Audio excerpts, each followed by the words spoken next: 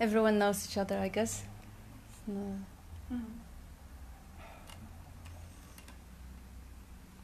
No. No. Give the spiel. What do you Give the know about spiel. it? Yeah, I got a nice constructive feedback from quite a few people to actually say less and sit in a silence more. How about that? Yeah, you get all those sort of things from people. You heard a story about the man with his donkey, haven't you? Tell us the story. And his son. His bloke's got a donkey and they're driving it to market and son's walking. Somebody comes along and he says, "You're letting that little kid walk, put him on the donkey." So he puts him on the donkey, goes a bit further and somebody says, "Hey, that little boy youth could give way to the old age. You get on, you know.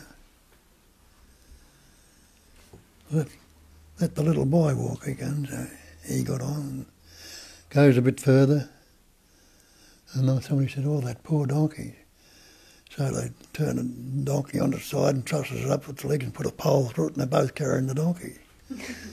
In the end the donkey got pissed off and kicked his way out of it and jumped over the bridge and drowned. Nobody got him. That's what we do here. Yeah. No, it's not. I mean, yeah, you're right in many ways, but also that's the way the energy works. Like the life works in a way that nobody does anything. The empty shells, egos are fictions, phantoms. So the empty shell of the body is doing whatever it is conditioned to do, is saying whatever it is conditioned to say, and is resonating with whatever it is conditioned to resonate. So not everyone will resonate with the same way of, or same style, or same even a vocabulary or way of waving the hands. But at the same time, the feedback is the way life also influences and inspires itself. I mean, you know, that's cool. Yeah, you're good. You're good. Thank you. And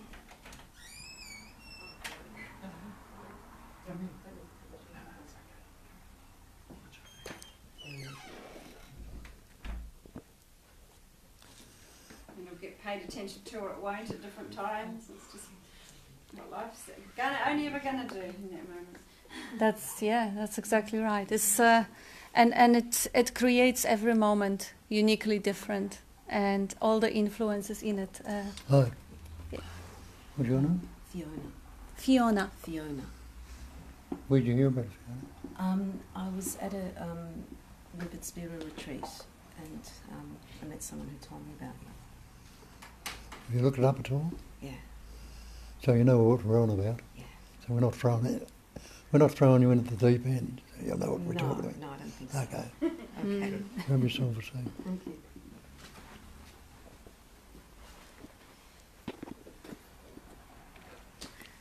Yeah, so it's only life and nobody who lives life.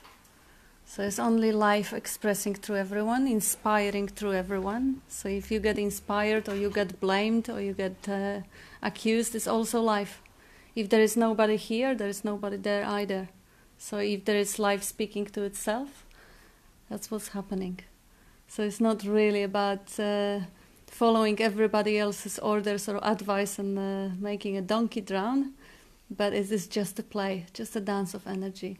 So I can get the feedback from people and I'm still incapable to obey because this pattern has whatever, its own way of expression. And it may annoy the hell out of some and may enjoy others. There's nothing I can do about it. So, non-duality. That's what it is about. It is about recognizing that one life, expressing through and as everything. So it's not that as life is nothing that I am not. And it's also nothing that I am exclusively. So I'm not exclusively the body. I'm not exclusively the mind. But ultimately, as life, I express through and as everything. So when I'm nothing, this is wisdom. When I'm everything, this is love. That's Nisargadatta's famous quote. We had the conversation today with Germany, and the girl who was having the conversation with us, she never noticed there's a third line to that famous quote.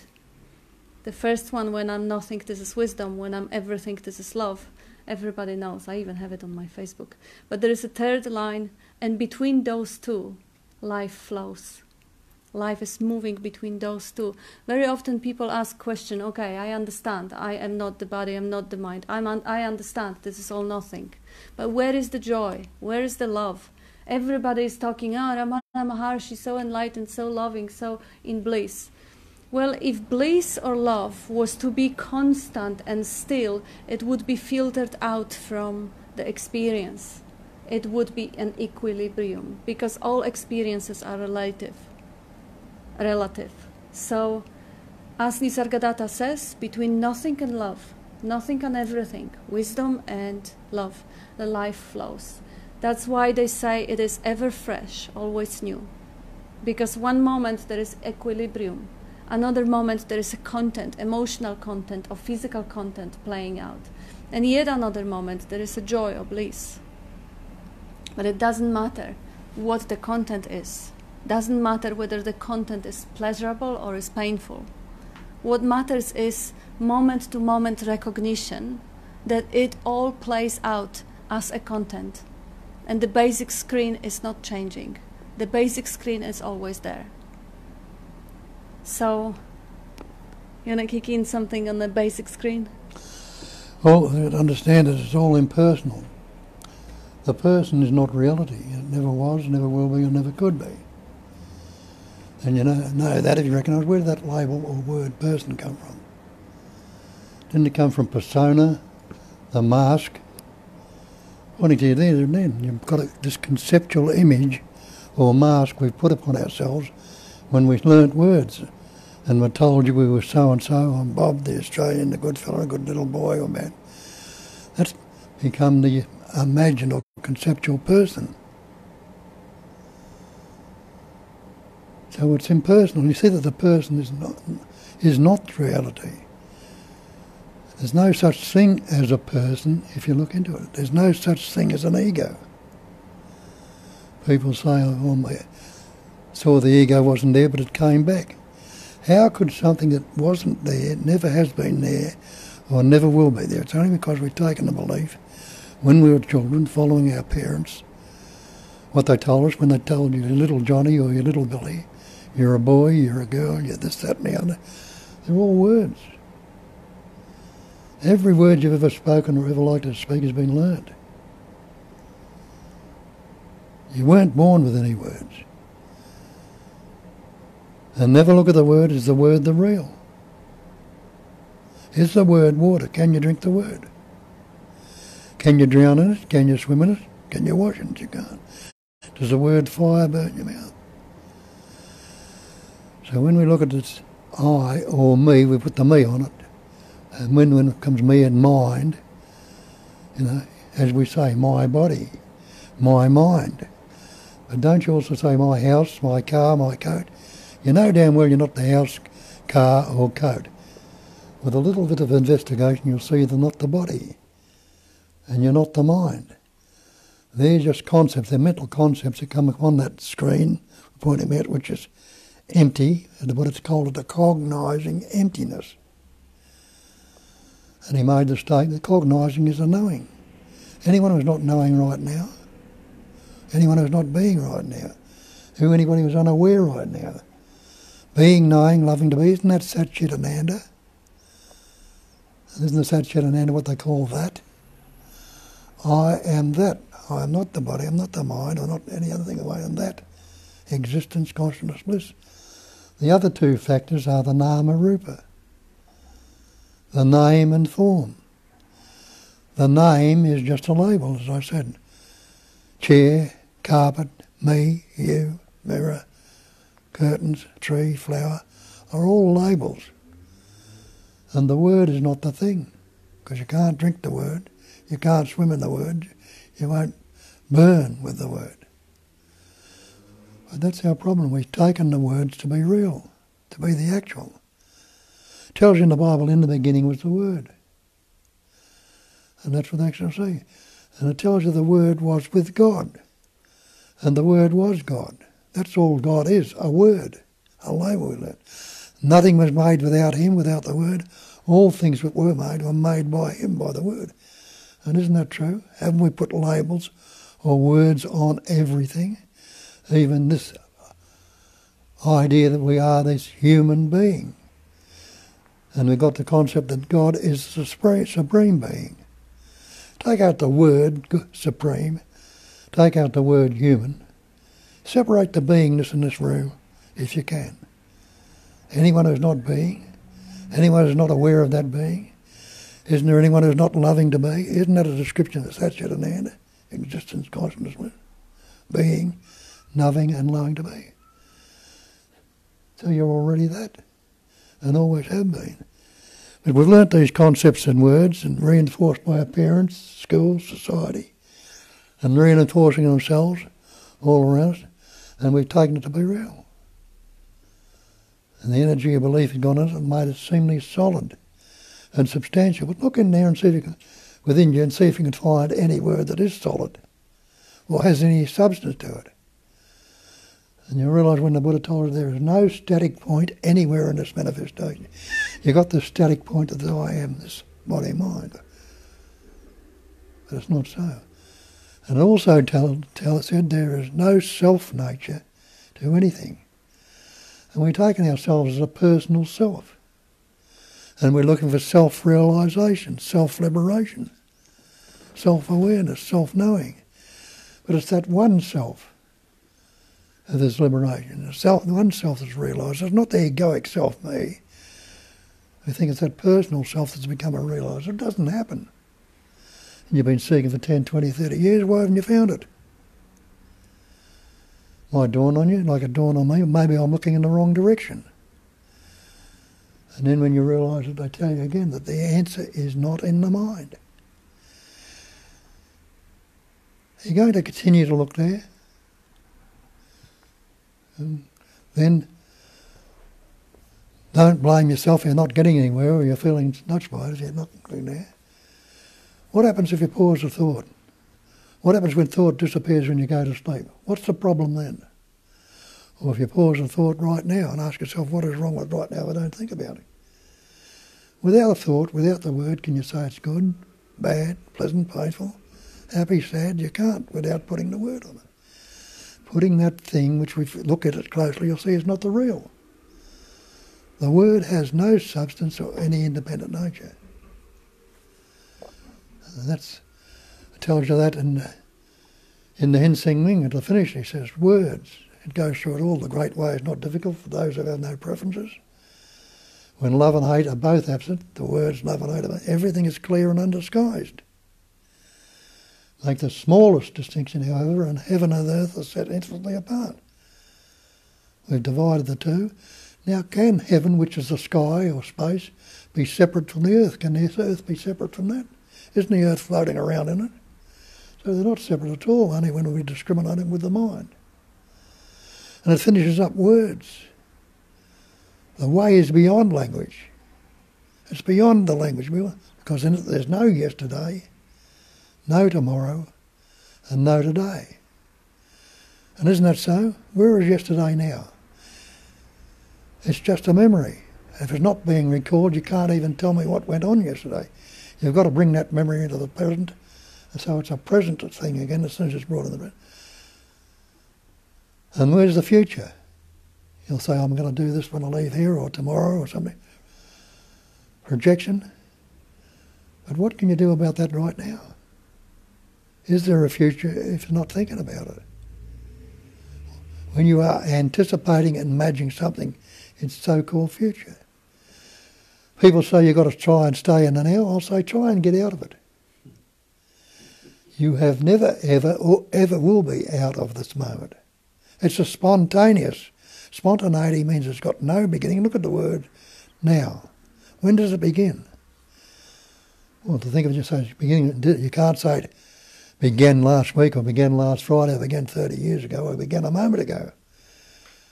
Because you're putting it back out of there and into time. But the word is beginning now, and even as it's beginning, it's got no time to it. It's disappearing. It's ending. So it's a spontaneous, beginningless, endless eternity. But we've got these words on it and we give it the seeming concept of time. And that's what we're bound in, the concepts. And the Buddhists tell you, it's non-conceptual awareness. The great perfection is non-conceptual awareness. The great perfection. What can you do with perfection? Can you add anything to the perfection? If you could add anything to it, it wouldn't be perfect. Can you take anything away from the perfection? If you took anything away from it, it wouldn't be. Or they say it is the absolute. The same with the absolute. What can you add to the absolute? If you could add anything to it, it wouldn't be the absolute. What can you take away? Can't take away. So wouldn't that really that you, if you are being, knowing and loving to be right now, you must be that absolute. Who is the seeker and what is there to seek? You've taken on this conceptual image about yourself, believing it to be real, and we look for an answer in the mind where the answer is not. The answer was not in the mind, so it's pointless looking there. That's what we point to and ask you, look along those roads and see for yourself. The Buddha told you it's a cognising emptiness. Doesn't mean that we are cognising the emptiness, but the emptiness is confusing that pattern right now is cognising. The knowingness is in that pattern you call you. You're not saying, when you say, oh, I know, you're just translating something that's already happening. So it's the emptiness that is cognising. The cognising emptiness. He made the statement then that emptiness is form. The nama rupa, the other two factors of the story, is name and form.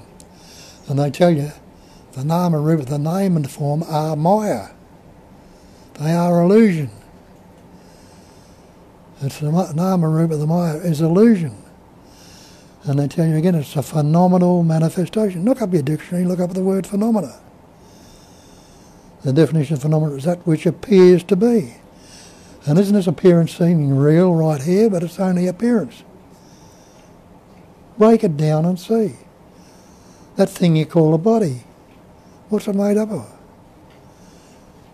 You're made up of, see, it's made up of elements, air, earth, fire, water, space, just like the elements around you. Separate yourself from those elements if you can. Stop breathing. See how long it lasts without that element air. Stop drinking water. See how long it lasts without that element water. Take the body temperature away. See how long it lasts without that. You get hypothermia and disappear.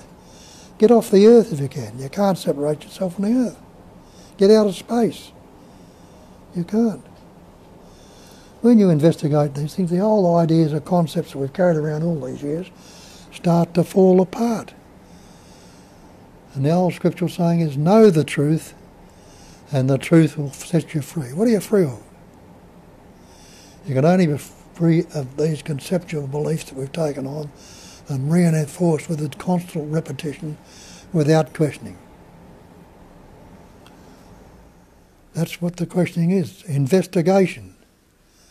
The false cannot stand up to investigation. You keep looking into the false and investigate it, it'll fall apart because it cannot stand up. And what happens then? Well, you're left with another great statement. Know the truth, and the truth will set you free. Nothing else is going to set you free but knowing the truth. And you can not only know the truth, but recognise I am that truth. I am not the body, I am not the mind, I am not the thoughts, the feelings or the emotions. They're all appearing on this conceptual pattern that I've taken to be real. And see that. Existence, consciousness, bliss. Anyone in this room who is not existing right now, if you're not existing, you must be that existence. Anyone in this room who is not conscious right now, and you realise I am conscious. So you must be that consciousness. Anyone who is unhappy to be right now doesn't want to be dead. No, you don't. You love to be. So you are that Satchitananda. And on that Satchitananda comes the Nama Rupa, the name and form. But seeing the name and form are Maya or illusion, you can utilise them. But what they're doing to them, because we believe them, they've been utilising us. Telling me I'm not good enough, or I'm fearful, or I'm unhappy, or I'm depressed, or I'm anxious. And after all, the worst one we put ourselves, after all, I'm only human. Bullshit. You're just being, you're not the human being. Negate the beingness. If you want to know the thing, thinking out of it, negate your beingness. Say I am not. You can say I am not for the rest of your life. But the very fact you're able to say it, doesn't that imply that I am? And I must be that knowing. I must be that being. I must be that loving to be. You know, that'll do me for a while. Gosh, I'm so happy you're speaking with that fire. I feel like crying. Thank you. Do it, don't thank me. Yeah. Okay, that's gosh, he said it all. But I'll just highlight the most important things. The answer is not in the mind. What's wrong with right now if you don't think about it? This is all words. Take away labels. Take away words. Where are your problem? What are you? Who are you? And non-conceptual awareness. Try to be aware without concepts. Now we can fall into that silence.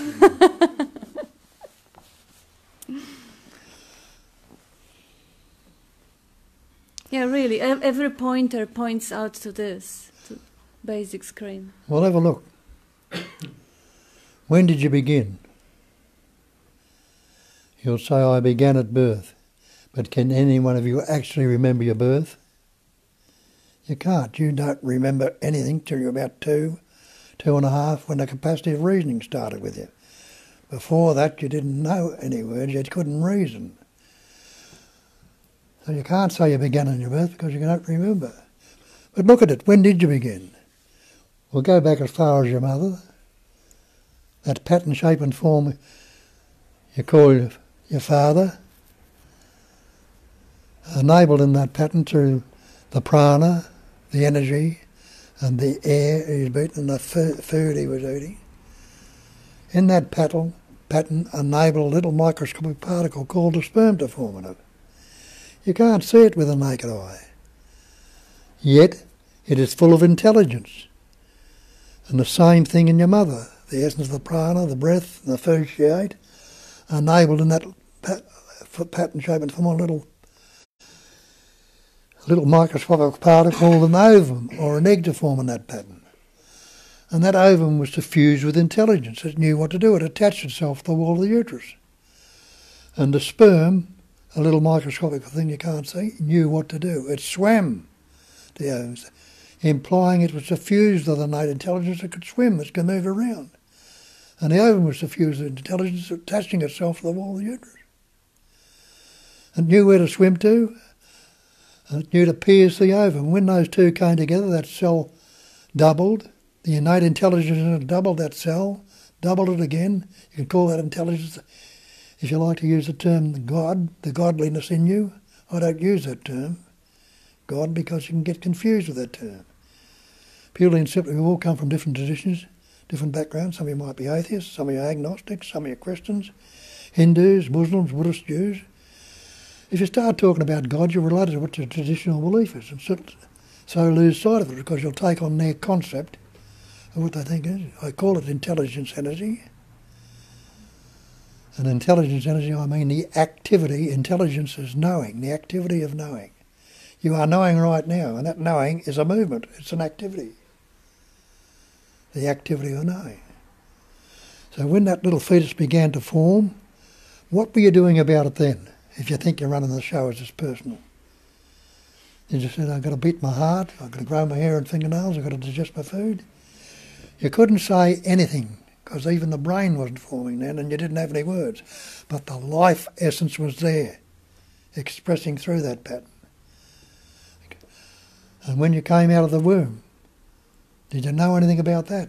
That's why you can't remember your birth. No, because you had no words at that stage. And it wasn't until about 2.5, and the capacity of reasoning developed in you. And that capacity of reasoning is a capacity of these human forms, which is more developed than what it is in other birds, animals or insects. They don't have the same capacity. Like a bird has a capacity of eyesight, much better than yours or mine will ever be. And it has the capacity of flying, which we can't do. But through the capacity of reasoning, we've learned to build ourselves glasses, binoculars, or telescopes, which enable us to see better. And through the capacity of reasoning, we've learned to build ourselves planes, helicopters, kites and balloons and things like that enable us to fly. The dog has a sense of smell. It can smell much better, the capacity of smelling much better than you and I can. It can smell drugs and all this sort of thing.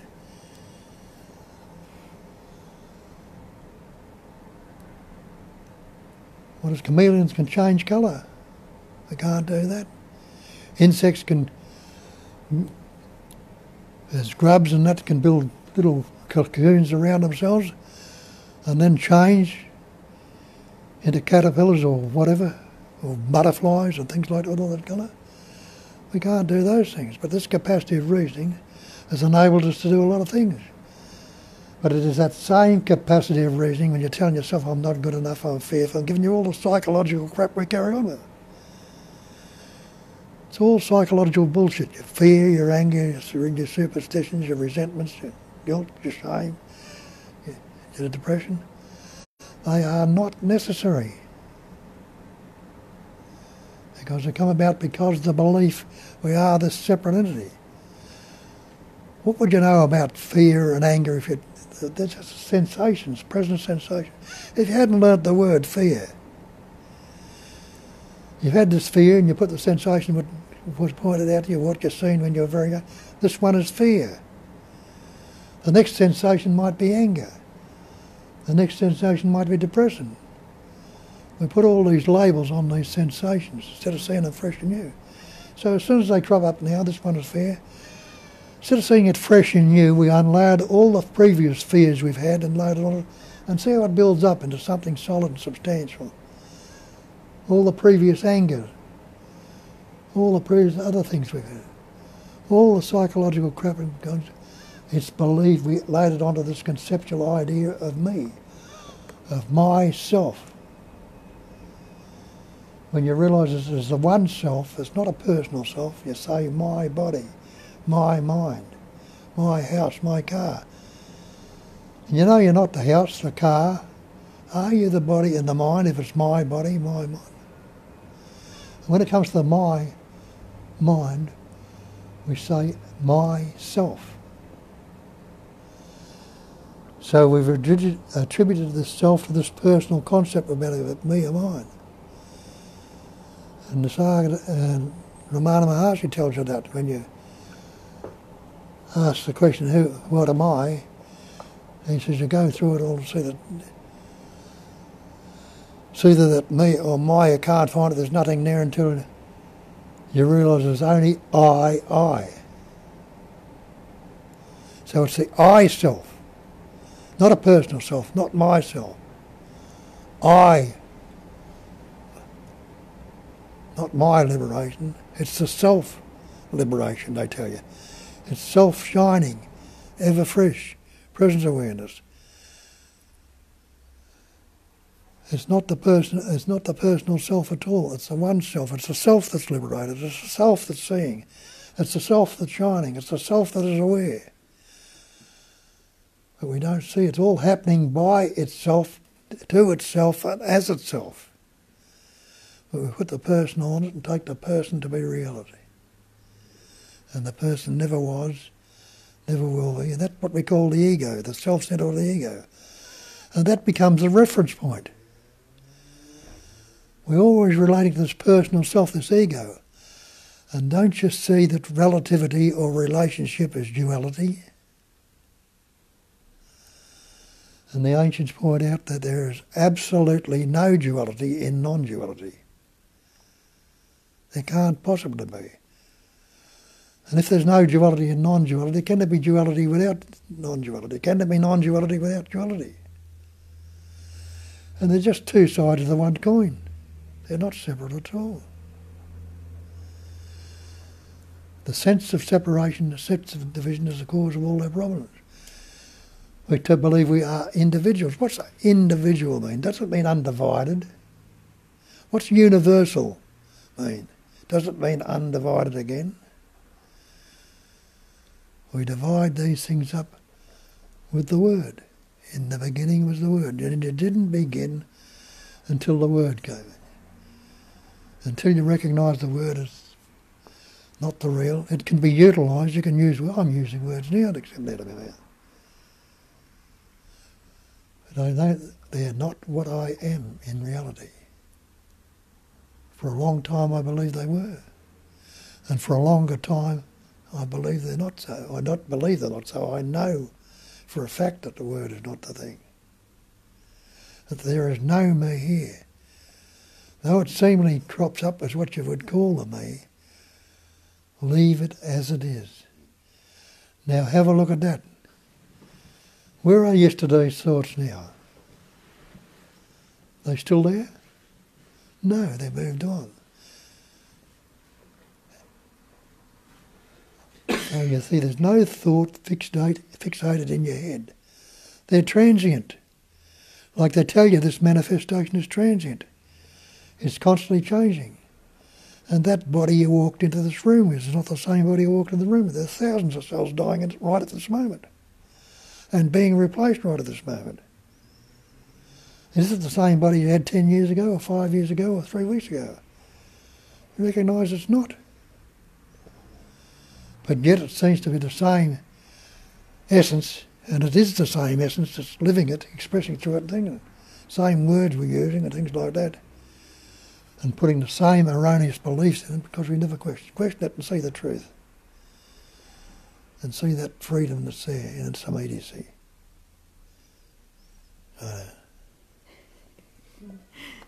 Thank you. Wow. Now I know how to make him speak. I'll threaten him with silence. I might be like Nasagada then. My silence sings and my emptiness is full. Have a look at that. Aren't those singing streams going on in your memory now if you're not thinking? Playing little tunes in your head, or as they call the still small voice, might be putting insights into your mind. But we think we think. We believe we think. But thinking is happening. And you say, I think. As soon as you say, I think, you formed a subject, a thinker, who is thinking this thought. And the thought you're thinking becomes the object. So thinking has been divided into subject-object, duality. But can there be a thinker without thinking? Try it and see. There can't be. Can there be the thought without thinking? So thinking has never been divided, only conceptually. You're seeing right now and you say, I see. I see the chair, I see the carpet. So I see has become the subject and the carpet has become the object, dualism. Where are they taking place? In the seeing. And can there be a subject, a seer, without seeing? There can't be. Can there be an object, a seen, without seeing? There can't be. So it's never ever been divided. Look at it and see this. And know for a certainty that you are the indivisible one without a second. That, what they call that. And see what they've done with that. That's a chair. That's a carpet. That's the mirror. That's the curtains. That's you. That's me. We all know it's that, but we put label on it. Chair, carpet, you, me. The discriminated. The discriminated, that which can't be discriminated. Doesn't have to happen. Because if it's being discriminated here right now, and knowing the truth about it, am I bound to do it? I'm certainly not. And I can call you an arsehole or something like that. I'm not bound in that. And if you take delivery of it, it's going to affect you. Simple. Nothing's simpler than one, and it's not even one. If we want to put one, that's why they say it's one without a second. We put that one without a second because even the idea of one implies that there could be other than one. And take that implication off and see it as only that. You can't even call it one, it's just as it is. And what is means unaltered, unmodified, uncorrected. Everything is just as it is. Any changes that need to happen are the isness expressing, not you or me trying to do something. And there's constantly transient, there's constant changing in the manifestation. But the basic screen, the silence and the stillness which it all appears on, has never ever changed. You've got a movie on the screen. Cowboys and Indians in it all getting shot up and everything. What's happened to the screen? Has it ever been contaminated or corrupted by the things that appear in it? It hasn't. Has that stillness and silence ever been corrupted by any of the sounds and the activity of the wars and the movements that are taking place? It hasn't been touched. You can't touch the space. The space all around you, cut it. Tells you Nagita, the fire can't cut it, burn it, the water can't drown it, the wind can't dry it. Nothing can touch it because it contains all of those things. Nothing can contain it. What is contained in it is Maya or illusion. But it's never touched the screen. And you are that screen. The stillness and the silence. What's the very first thing you'll see? If you haven't looked at it, you'll say, I see you, or I see this. The very first thing, the thing closest to your eyes is the space. And you look out from that and you see all these things that are appearing in it are contained in that space. There's nothing you can postulate or think of that can be outside of space. So what must you be? You must be that space in which this body, mind, appearance is appearing in it. And it couldn't appear outside of the space, so it must be the space, actually. Appearing as something solid, which it never was, never will be, or never could be. Go on. Beautiful. Don't put concepts on it. Can I just add to that book? Please. Thank you. See. And it's to do with I think, Please. or I'm the thinker. And most of our life we believe that we are the thinker, or I think. And yet, if we come back to, even if we just look at two of the senses, the smelling sense and the taste sense that we have, something, rather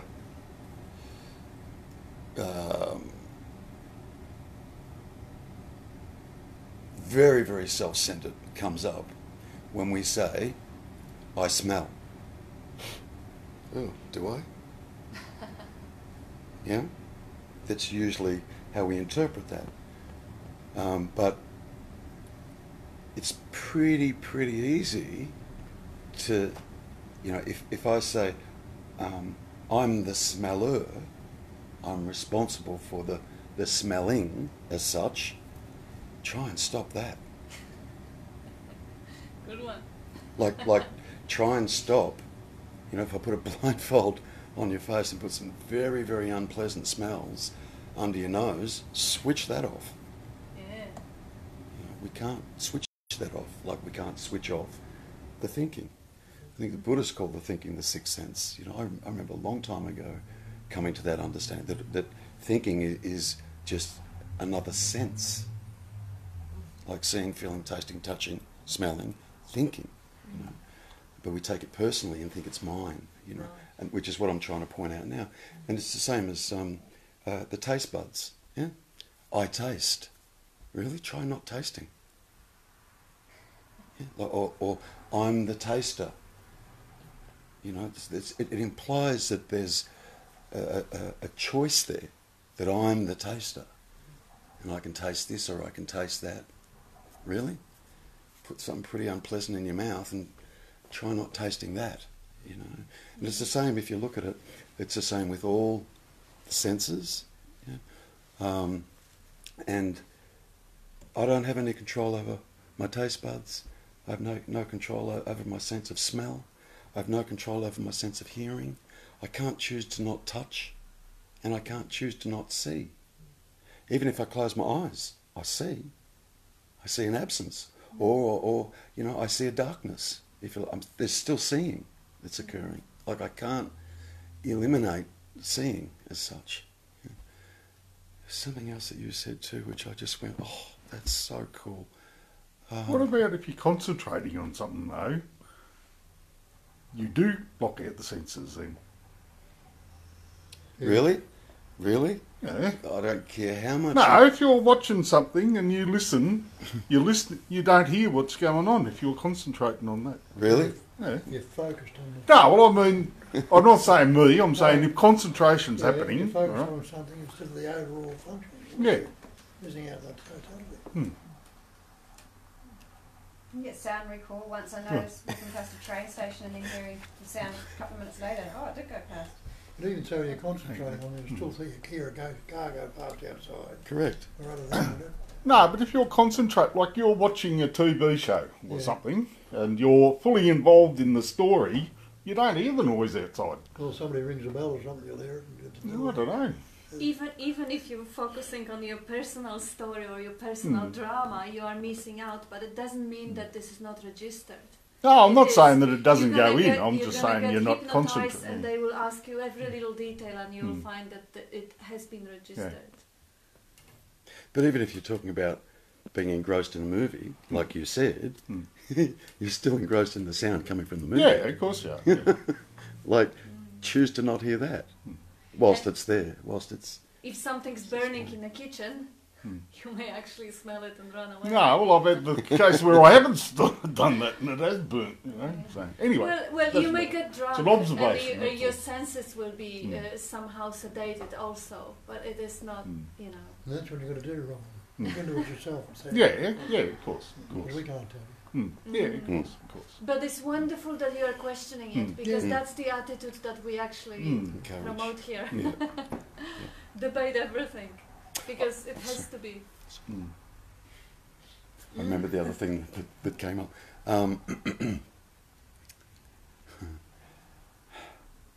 If there is some kind of understanding that goes on,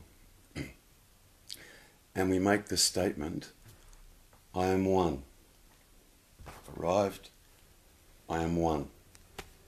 Straight away, that implies two. Yes. Straight away, it implies two. You know? What I come to see or come to realise is that in seeing and in the absolute knowing, I am nothing. That implies one. Yeah. The nothingness is one. But if I'm sort of scooting around going, yeah, I've got this, I'm just one, I'm everything, and, you know, blah, blah, blah, it implies two, me claiming to have one, or even seeing one, or even understanding one. Don't know where that come from. That just came out, just came up, there it goes. Let that land wherever it's Well, going. they put one without a second, because even the idea of one implies there could be other than one. Yeah, Not two. yeah. That's why we say you start from the fact whether you know it or not. You already are that. Start from that fact. But we don't. We start from the fact we're this human being. We put ourselves on a handicap behind the 8 ball for a start off. You give a bloke 100 yard start, it's going to be hard to catch. We've got this concept that we're this poor, miserable human being that's got to become something. And just say to yourself, I am already that, whether I know it or not. And then you'll have a look and see what's stopping you from saying it. One without a second, not two.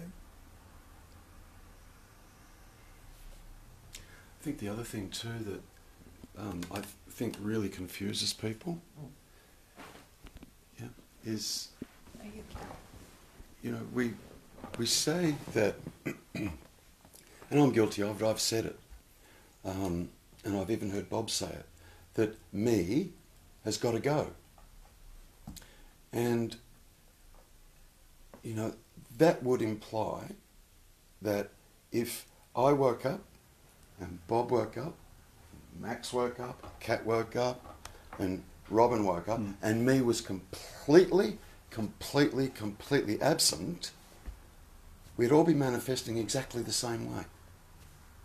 We'd all just be this kind of presence blob, you know, or just this speechless awareness. Like not even any communication would happen. It'd just be this, I am. We'd be sitting there just going, yep, I am too. What about you, mate? Yeah, I am. And that'd be the end of it, you know. But there is a certain patterning, if you like, a patterning of energy, or you could even call it a personality, if you like, that happens here. And there's one that happens there. And there's one that happens there, you know, with everybody in the room, you know. And I think we get this idea that for me to completely go, so too goes the personality, or so too goes the way this patterns. And it's not the case. What is seen through is the personal ownership of personality. Yeah, we take the me to be only what I am. This is it, and this is only what I am, and I'm here, and everything else is out there. Even my thinking is kind of, I can see that, if you've been around long enough, I can see that, you know, I'm not that. Yet, I still feel like there's me here. You know, this core sense of a me. And, you know, the truth is, in the end, what you see, what you actually come to see is, I am, without any fucking doubt, me. But not just that. It's not just that. There is a patterning here. There is a personality here. You know, things I see funny and quirky, other people might not. You know, but that's how I function. Yeah? But when that personal identity drops off that sense of me, so as you lose the isolation that we experience when we're so caught up in that personal me, that personal identity, when that drops off, all the psychological baggage that we've been carrying about that personal me drops away. It doesn't mean, and when that happens, it doesn't mean I don't feel. It doesn't mean I don't get upset. It doesn't mean I don't experience sadness. It still happens. But it's something that happens in the moment, and it's directly related to whatever it is that's happening in the moment, rather than it being directly related to whatever it was I've experienced in the past. Is that reasonable, Bob? Yeah. Well said, yeah. Yeah. So that can get really confusing. Oh, me's got to go. I've got to become absent. You know? It's just the identity with this personalised me that's got to go. And I am that, but I'm everything else as well. But there's no, you know, if I'm everything else as well, you don't take, the me doesn't take precedence. Doesn't take centre stage. It's just also something that functions and just something that happens. If I'm not the doer, which is what we're talking about, of any of the thinking that goes on, when one wakes up, it doesn't make them that doesn't make them the doer. After that, of whatever it is that goes on, it still stays the same. We still just are being lived. Pre-awakening and post-awakening, it's the same. We're still being lived. Just that personal ownership of, this is me. That gets seen, and that drops away. And there's still going to be a personality here. Hello. I haven't gone anywhere. Oh no, Bob hasn't gone anywhere. He's trying to. Isn't there another word for that? For what? For what? What you're saying? It's called humility, no? I mean, if you look at all the great spiritual people, it's one thing they have in common. They don't have this persona, do they? They don't have this. They're kind of extremely not. I mean, their personality is they're just extremely humble, and they have a great sense of humility. Look at that word, humility. Some people think they can be very proud of their humility. The true humility is when there's no one there to be either humble or proud. In the scriptures, again, they call it Shiva Shakti, depicted in Hindu. Shiva, the static aspect, that's like the screen. Shakti is Kosa, they put it as a consort, as his partner, that's just ways of putting it, you know. Shakti, his partner, dances. Shakti is energy. It vibrates, and the world appears. That's all the world is, the dance. Shakti appearing, vibrating into different patterns, shapes and forms. And there couldn't be one without the other. There couldn't be a world without the dynamic aspect of it. There couldn't be the dynamic aspect without the static aspect. So it's one and the same, expressing as everything.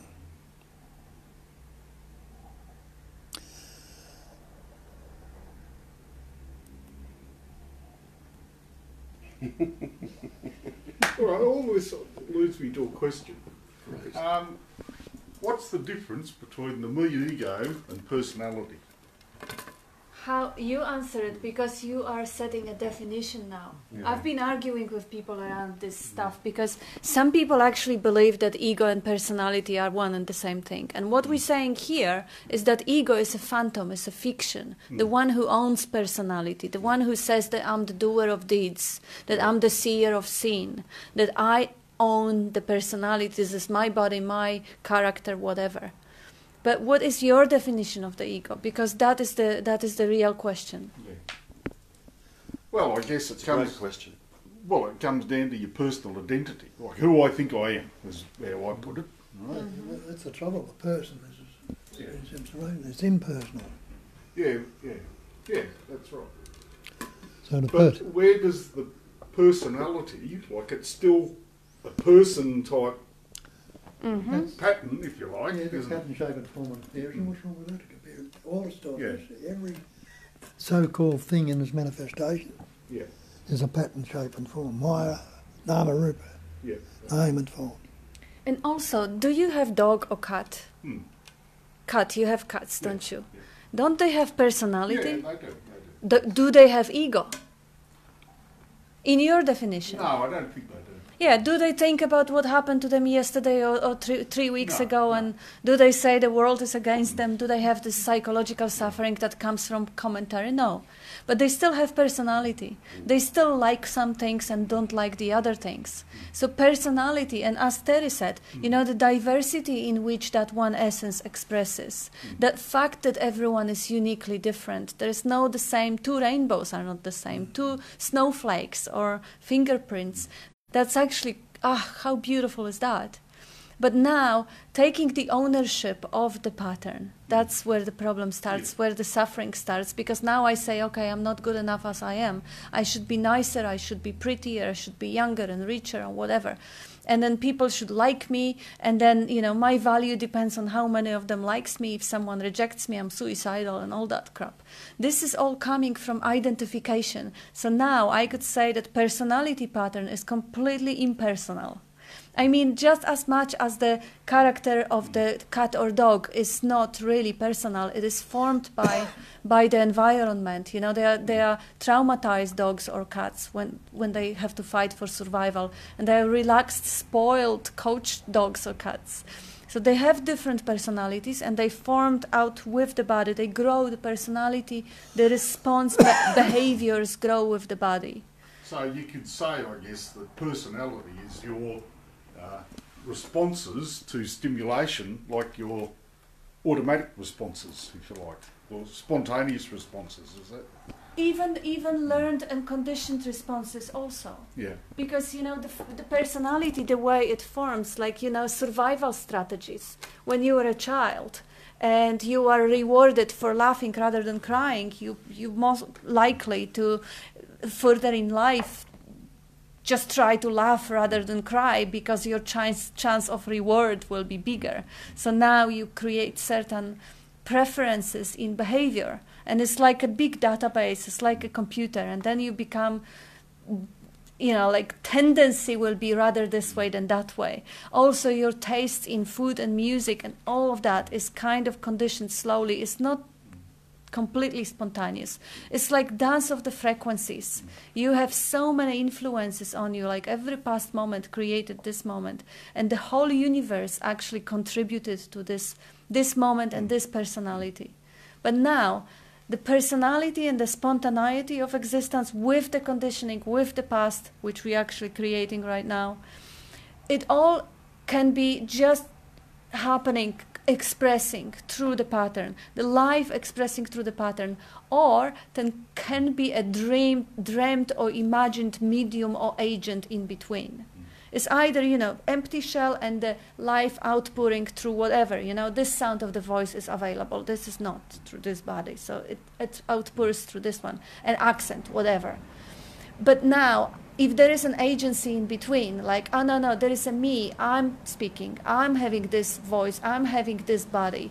Now, this agency suddenly will assume responsibility and will start judging it and will start taking it personally and will start trying to alter, fix, modify, correct, do something about it.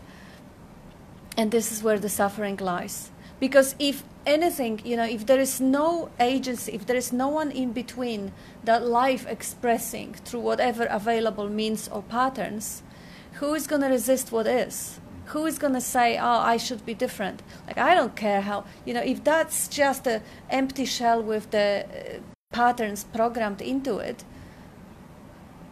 what does it matter whether it is good or bad or nice or not nice, whether someone likes it or doesn't? It doesn't matter. But if there is an agency that has the preference and that takes ownership and that takes responsibility and shame and guilt, ouch, that's when it hurts. There's probably a little window in there where projection also becomes, like you use the word projection sometimes, and so that the animal has fairly basic projections going on. So there might be belief that food coming this way is going to end up in the dog's mouth and not, in the humans or whatever. And there might be a bit of response to make that happen, and a bit of some kind of a series of images. And human beings is a bit more complex. So because they have words. Yeah. Human beings have stories. But I'm talking about in that in-between space where there's not a lot of ownership, before ownership. So you might get human beings who aren't doing a lot of ownership most of the time, but they may still project. A series of images from the past might pop up. That seems to be reasonable to assume whatever. Just a bit more complicated than an animal. Before real kind of ownership or caring what happens comes in. And so a set of responses and reactions to that and use of that as that leads to certain behaviours or answers or whatever, comes out. Maybe still without much ownership. But that's what gets interesting there, that area of where projection slips over into ownership, or because projection must be in the animals too, But this is actually a very good point, and this is really important point. Like, how much of the suffering we are really experiencing throughout the day? Like, really, is it all the time all about me suffering? When I'm busy working, I don't have time to think about it. Bob says, what's wrong with right now if you don't think about it? Nothing. When I'm busy eating dinner, how much suffering is then? Like, as you say, when the ownership doesn't sink in, we are basically just functioning spontaneously. There's nothing really going on. Only when that ownership comes in, the taking credit comes in, and start translating. And that's where it's also that fuzzy area where belief, that fine line of belief in there too. Like, so if the projections, which are the natural images that turn up in response to the environmental stimulus at the time, the images that have been in the past or whatever, they just pop up. I mean, it's memories still turn up. Yeah, they do. And but then if there's a slight belief that one is the case, a knowing of the case, when it might not be the case. Not that you can say anything is the case or not the case, but this that area where slight belief comes in, and I guess it's a subtle form of ownership, but maybe it's even less than that. Maybe it's just a series of images, and It is, and that's a sounds good and point responses, too. you know. And this is where, you know, that little subtlety that you're talking about, Bob actually uses the word, which is also just a word, the pointer is not it, energy of belief. The energy of belief, you have random thoughts, random memories just floating through the screen of awareness, and then suddenly some of them are owned, some of them are believed. Oh yeah, this is how it is. And now the world gets dense and heavy and real. It's not dreamlike anymore. It gets solid because of the energy of belief. And of course, it's not an energy. It's the same energy as you call whatever life, intelligence energy, or what? Yeah, you can call it contraction, whatever. It's not. It's not that energy of belief is any different than any other energy, because this is all just energy. Like Bob says, you know, intelligence. Yeah. But it's a good analogy. It actually gives it that distinction. If somebody doesn't get, you know, stopped with the word, does really illustrate beautifully when the potentiality becomes heavy, becomes believed, becomes real. Like the ideas of the ego is believed. Like Santa Claus has been believed. Like flat Earth has been believed. And when it has been believed, when it has been kind of, you know, charged with that life essence and became solid, that's where the pain came into a picture.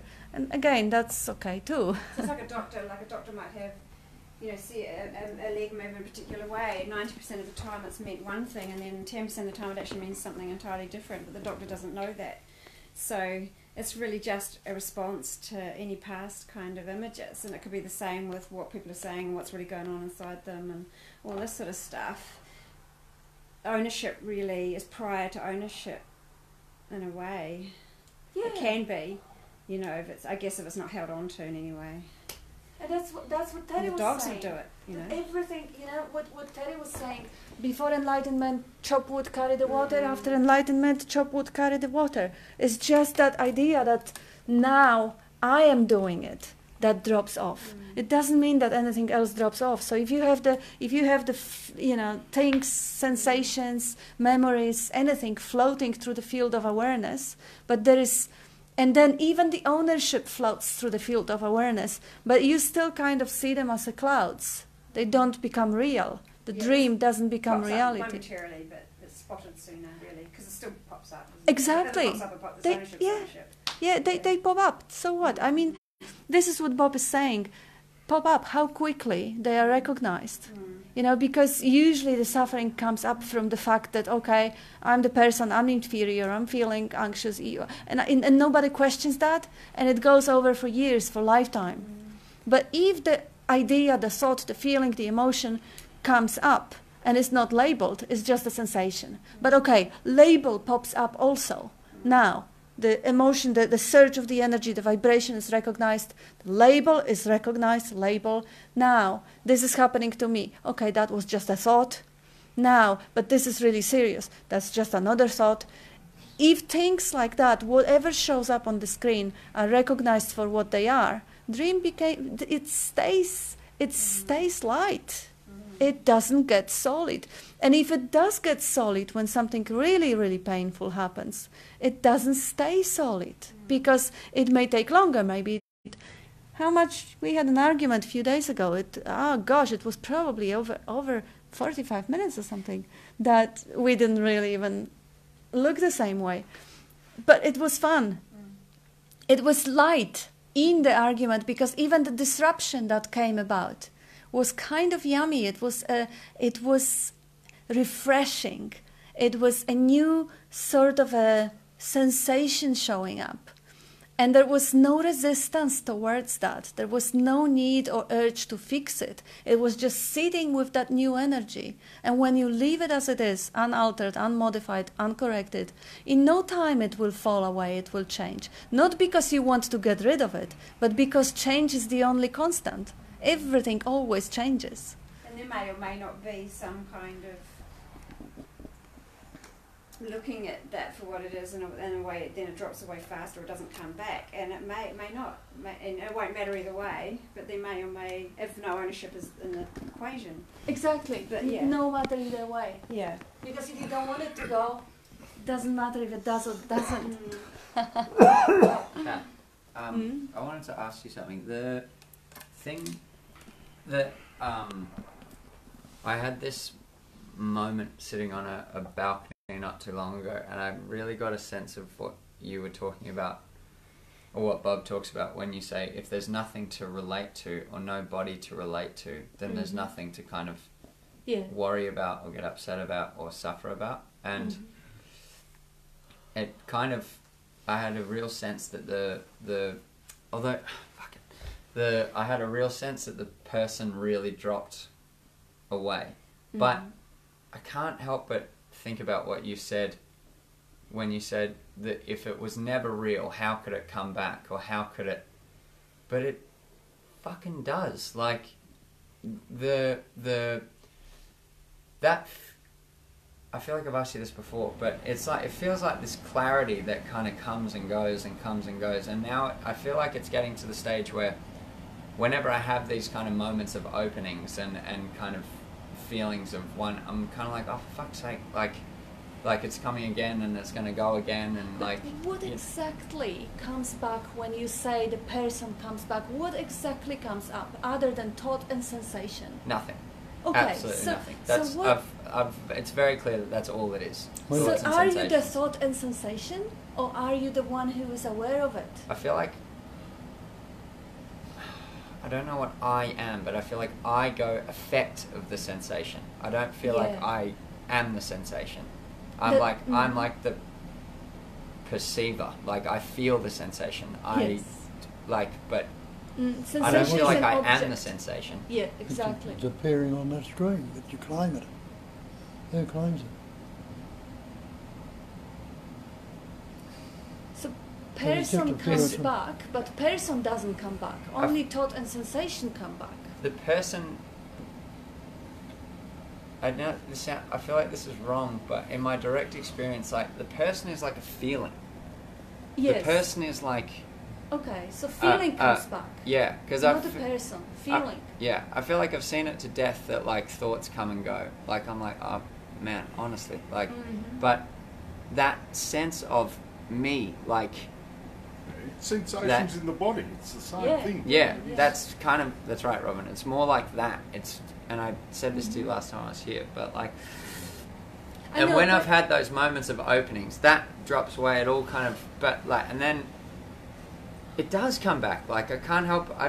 Yes, and welcome it. I mean, why would you not want sensations in the body? They're cool. They're great. Let sensations in the body come up. I That's suppose okay. Again, I don't know what I am, but I am very identified with those feelings. Like, they feel very familiar and very me-like, you know? Yes, so, but you are describing them right now. Correct. So you are not them. That's right. They feel familiar. Yes, it's the same much as, the smell of a grass feels familiar. How long have you been reinforcing that belief in the moon? All your life. So certainly it's going to come back. And as I say, who claims it? This thing has come back to me.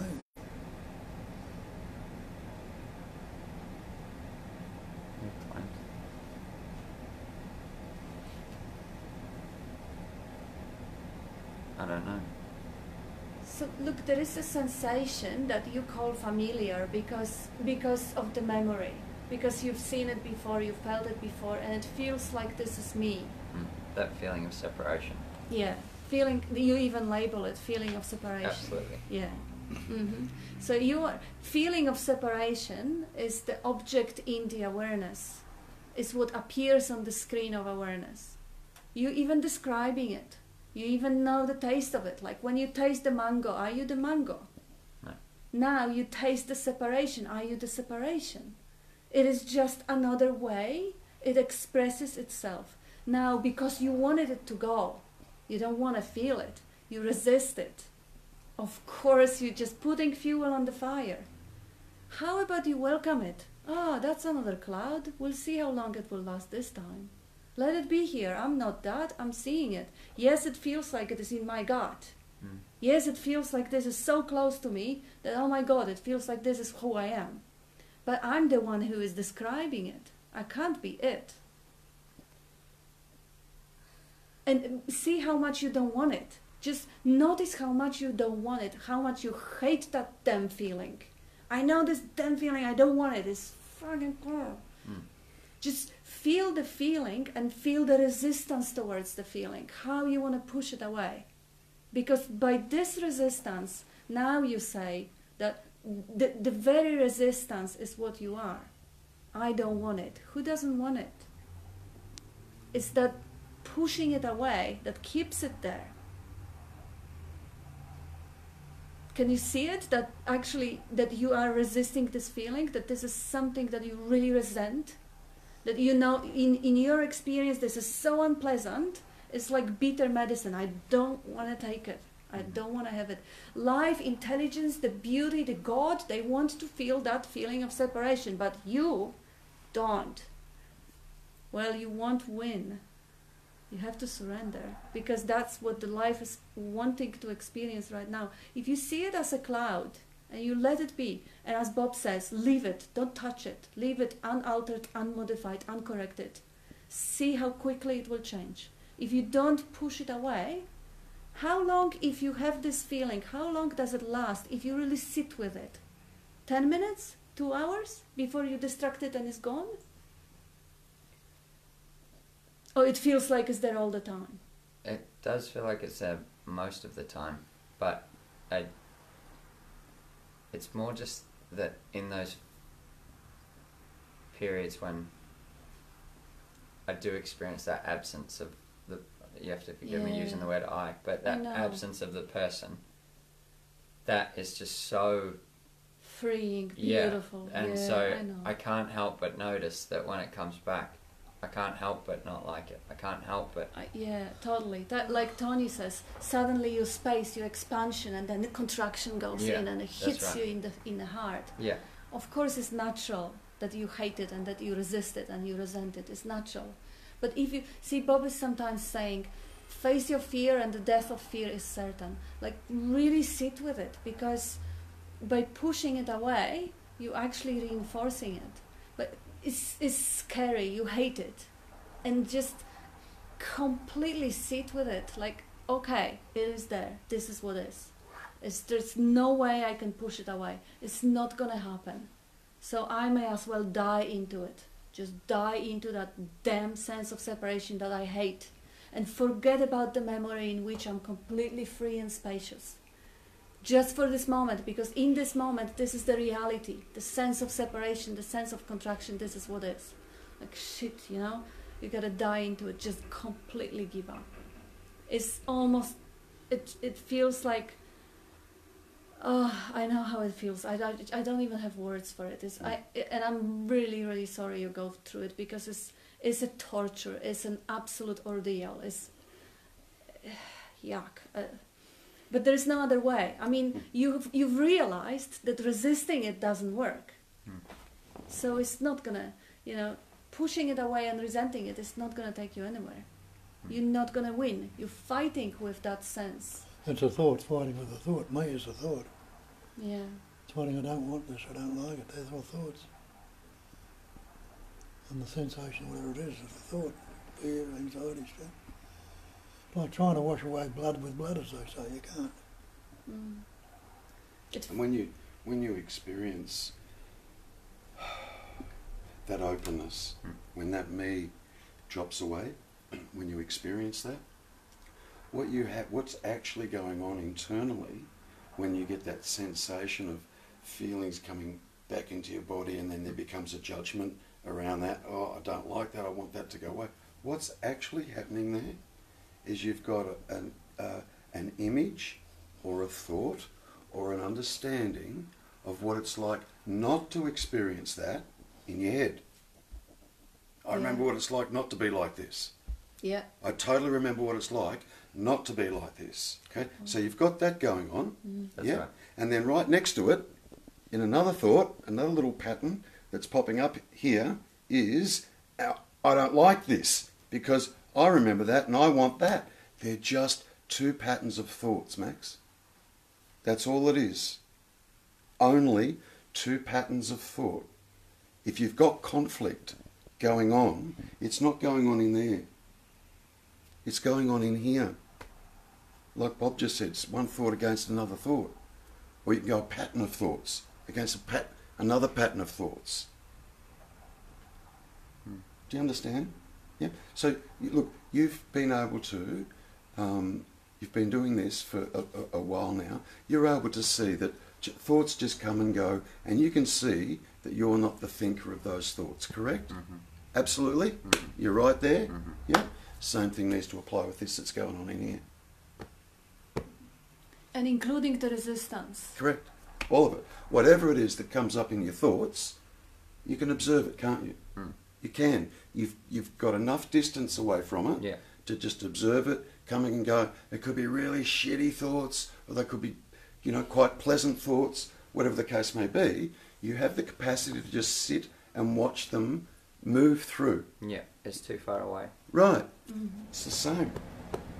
You're still identifying with this. You're still identifying with this body. This is me, and I'm experiencing all this yucky stuff that's going on in the body, as opposed to sit with it, watch it. It's not going to kill you. It's not. It feels pretty bloody uncomfortable. But remember, when you first started doing this, thoughts felt pretty uncomfortable, didn't they? Mm-hmm. Until you started to get some distance up from it. Then there was no kind of preference going on in relation to the thoughts. There was just, okay, there's that one that goes through, and that one looks pretty yuck. You know what I mean? It wasn't really even a judgment on it. You develop the capacity of seeing just to be able to watch it moving through. Now, the reason this is more difficult is it's much closer. Yeah, it is. And it's not even a thought.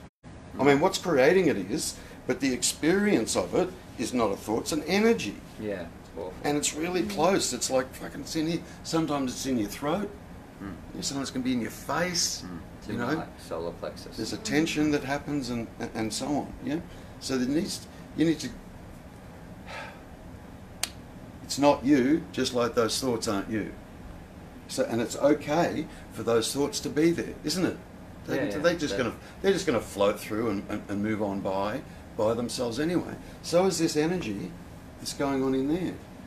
But what's actually creating, more often than not, what's actually creating that energy that's going on in there is these two stories that you've got going on. Mm-hmm. When that energy is really there and it feels really yuck, okay, it's because there's a pattern of thoughts here comparing to this pattern of thoughts, which is only a memory, by the way, this pattern of thoughts over here, and this pattern of thoughts here goes, I want that back. What back? What? Thoughts back, an idea back, a concept back. That you want back is not the actual thing. That's not it. Yeah? See, how yucky would that really be if you didn't have any memory of that state of expansion when you were completely free and the self wasn't there? I mean, the sensation of contraction, how yucky it would be without the comparison. Like, you can still breathe, of course the breath will be shallow. Yeah. But it wouldn't be as bad. No. I feel like, it's like, I can't believe I was like that for forever. Like, because I had no reference point. And now with a reference point, it's like this costume that I can't take off, like, Yeah, so just, this is really... You've had it before. Oh, yeah, sure. Should you? Yeah. Oh, my gosh. Who hasn't for experienced years, that? Yeah, for years. Yeah. But see, now you can see that this is the story, the resistance that actually makes it so bad. Because if you didn't remember how it is to be free from it, you wouldn't have the reference point. It wouldn't be so bad. You're not bleeding, you're not puking, you're not, it's just some vibration in the solar plexus, a little bit shallow breath maybe. The whole sensation is not too bad, it's totally bearable. The physical aspect of it is bearable. what is actually unbearable is to compare it with that expanse, beautiful bliss of being, the freedom. And it's only a memory. Is only a comparison. It's like, you know, how cold it is if it is like 12 degrees in the middle of a summer. Yeah. And how it is if it is minus 20 in the middle of a white winter in Himalaya. It's warm. It's all relative, all in comparison to something. That's why they say, you know, when you pop through, you have the honeymoon period of bliss and laughing and being so happy because you compare it with unbearable suffering of being. But then it matures to the ordinary awareness. Look how blissful Bob is. Just ordinary awareness. Rough.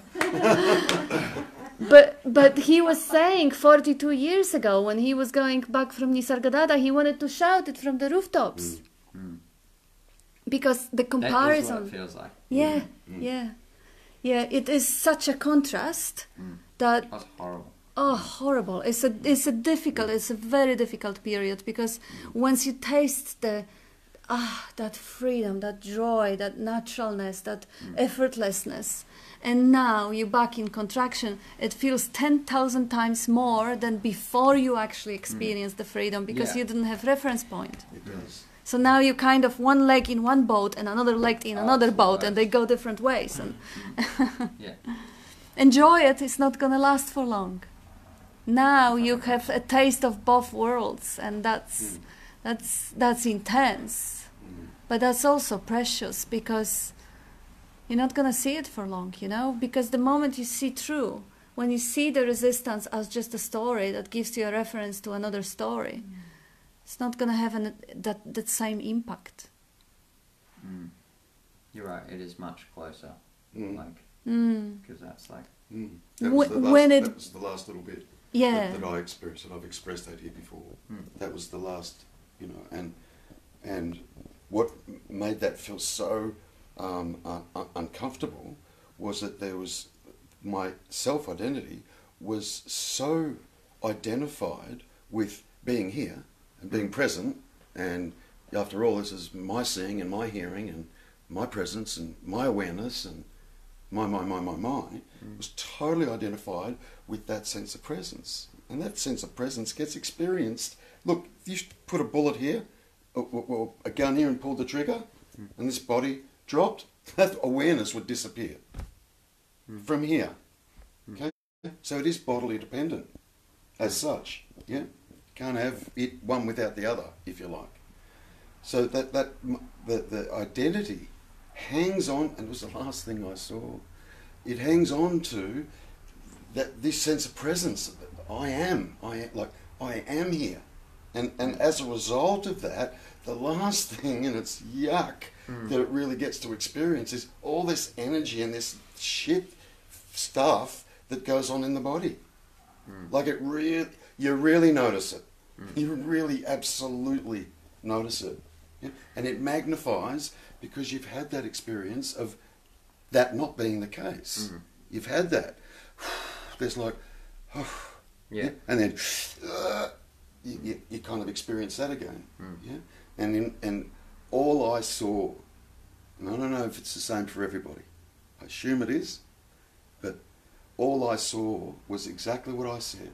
The very, very last thing, Max, that this me, this illusory me, this self-identity was hanging on to and claiming ownership of was this sense of presence. That's why at the end me felt so fucking real. Because that sense of presence is real. And then there's the fear, because that identity is so attached to that sense of presence, then fear comes up because we get this idea in our head for me to go, kind of feels like that presence that it's hanging on to is going to go as well, which equals death. And it doesn't want to let go. It hangs on. But that sense of presence is prior to the me. Like when Bob says, you know, what were you before 2 years of age? That presence was there. The me gets added on to that sense of presence as we get older and conditioned. And all sorts of stuff goes in there as we grow and get older and older and older, and older, until eventually get to a point we're not even aware that all that stuff's been put in there. And then all that stuff that's put in there, we go, that's what I am. You didn't even fucking put it there. I didn't choose my name, Terry. When I was born, I didn't choose. That's just the start. I didn't choose that. Yeah. So there's all this conditioning that happens, which you're aware of. But that was that last little, and it was extraordinarily painful. Yeah. It was extraordinarily painful. But you just sit. You just have to sit there. Sit there. See what's actually really going on. And you can only see it for yourself, Max. You can, I can say what I'm saying, but you've got to see for yourself what's going on there.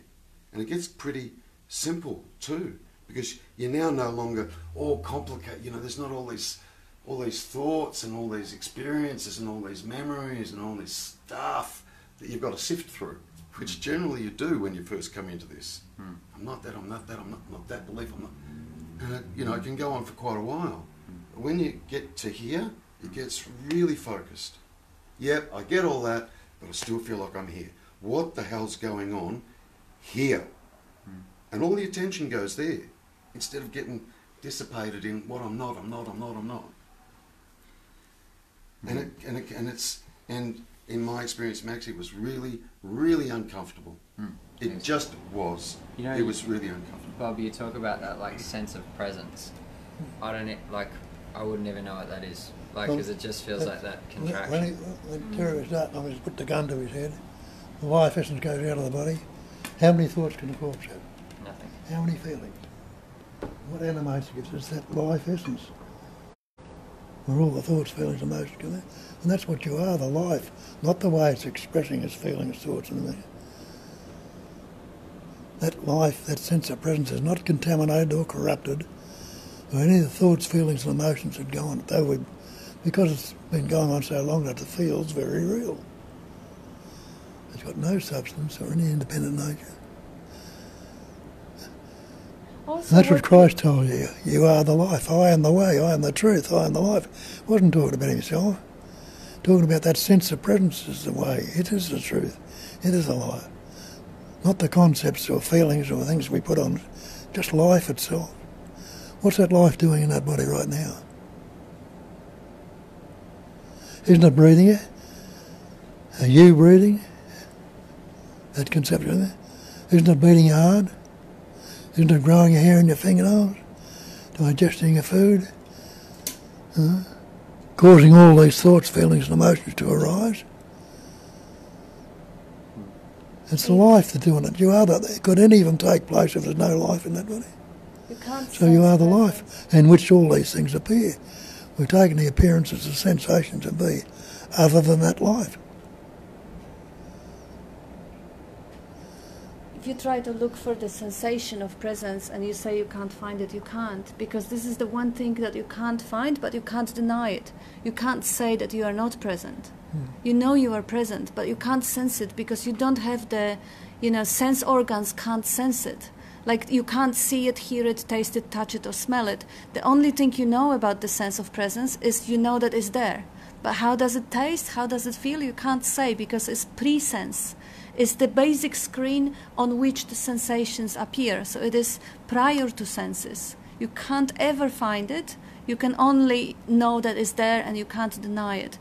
But what Bob is often saying, and I think that would be just brilliant because you have so much courage and commitment. Like, did you really try to make it worse? Because see, the ego or the personal self it hates it so badly, it wants to push it away so badly that if you will make it worse, you basically kill the ego. It really is going to die because that's the thing that, this resistance towards separation is so strong that if you kind of make that sense of separation stronger, resistance will just explode. It will just completely explode. This is what I heard Bob saying to people who are fearing something, like make it bigger, or pain. Make it bigger, it's not gonna kill you because in the worst case, you fall unconscious. You just drop off the consciousness, but you just, go in sleep or whatever. But that sense of separation, because you don't want it so badly, the one who doesn't want it, if this sensation is all there is for a moment, the one who doesn't want it is gone. It's gone because this is all there is. There is only space for one. If that sensation is all there is, there's no space for resistance. Just for a moment. Don't want it out. Don't want to kill it. Just invite it fully. Like, let it completely. This is thy will. This is the will of the Absolute. And die into it. And, see what happens. I don't know. It's what I heard Bob saying a lot of times to people, and I've tested it myself. Gosh, how many times I was dying into that longing, and it always worked. Always. I mean, surrender, getting off the way. Like, if I could manage to find, when I was still seeking all the time, I could manage to find that feeling of, my God, I just want it so bad. I'm ready to die for it. I would do absolutely anything. If that is going to kill me, please. And nothing. Emptiness. Of course, the old habit pattern would come back. Because it was a strong pattern. It was rehearsed and practiced for all my life. But in the moment, it would just... I would just die into Once you see the falseness of it once, it can't get the same intensity into it again. The intensity comes into it and you've seen through it once. Next time it comes up, you can't put the same in. Keep seeing, recognising it, but it won't bother even coming up after a while. Or if it does, it's just nothing.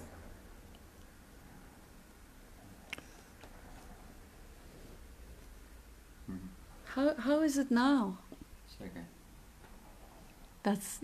That's only now. One moment at a time. Because you kind of, and this is beautiful, and thank you for showing up again, because Bob tends to speak more when you're here. Not only because of that. You are very loved and very welcome here. But, one moment at a time. This is, see how you're gathering, like tools and what to do when it shows up again.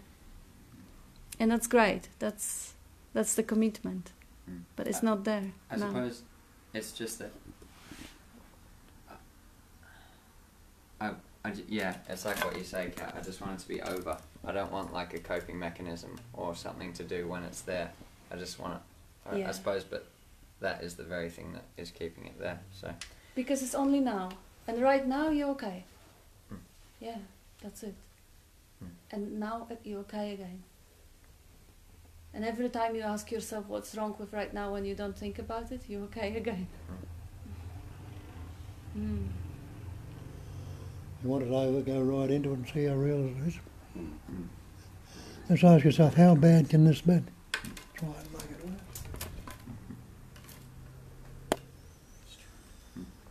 Thanks. Keep putting the energy into it and putting the energy in. And all the effort is going into that energy. There's no energy going into the thing that's not, or whatever it is that's there. So nothing can live without energy. So that'll die off. And the energy will be such you'll finish up laughing at it. Like you initially do when you first start to see the thoughts as being objective. Oh yeah. And I'm just coming and going. You laugh. Yeah. Same. Okay. Because it is the same. The resistance is a thought. It's a sneaky one, but it's the same. Because the thoughts are so clear. It's like this weird trippy movie that goes on. Totally. Totally. Resistance, I don't want this, I want something that I remember from the past. That's also, that's the same pattern.